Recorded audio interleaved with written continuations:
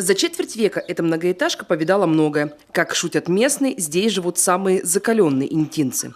Зимой температура в квартирах не превышала 15 градусов. Управляющая компания после обследования пришла к выводу – проблема не в системе отопления. Дом строился с нарушениями. При исследовании выяснилось, что в нем частично заложен пустотный кирпич, который не должен быть в такой климатической зоне, как наш крайний север. В квартирах при обследовании, когда мы смотрели температуру и причину искали, около стен прям ощущалось, скажем, даже дуновение ветерка и холод. Подрядчик на объекте трудится больше недели. Кирпичный дом скоро будет не узнать. Цвета слоновой кости и бордо сделают его самым узнаваемым в городе. Но главное, что в квартирах станет теплее. Капитальный ремонт в этом доме запланирован в 3 этапа. Ремонт фасада, кровли, инженерных сетей.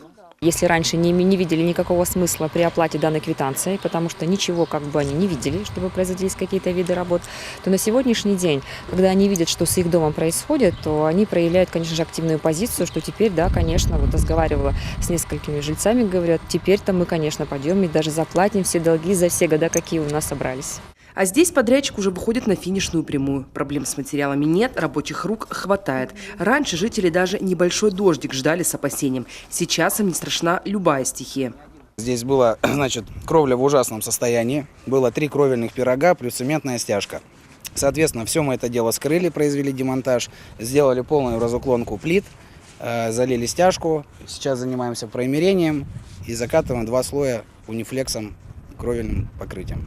На материал гарантия четверть века, на сами работы 5 лет. С проверками на объектах ревизоры бывают каждый день. К новому этапу работ подрядчик приступает лишь после досконального обследования.